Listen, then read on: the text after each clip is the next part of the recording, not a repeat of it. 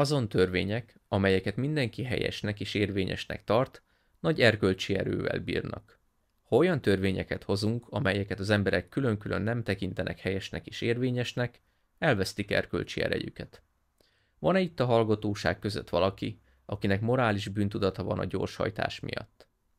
Lehet prudenciális kifogás a gyorshajtás ellen, lehet félni attól, hogy elkapnak, de erkölcstelennek tűnik-e a gyorshajtás? Talán. Még soha nem találtam senkit, aki erkölcstelennek tartotta volna megszegni az idegen ország devizaszabályozását. Vannak olyan emberek, akik fejében meg sem fordulna, hogy akár egy garast is lopjanak szomszédjuktól, de ugyanakkor nem haboznának manipulálni az adóbevallásukat, hogy több ezerrel csökkentsék adójukat. Miért?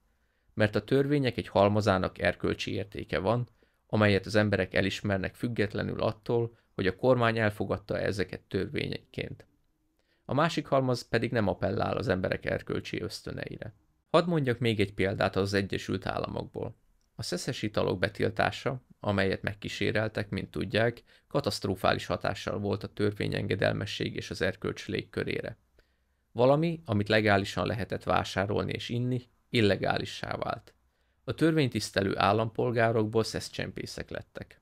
Múlt vasárnap este a 60 perc című műsorban hallottam egy nagyszerű történetet a csipcsempészetről. Ennek a lényege a következő.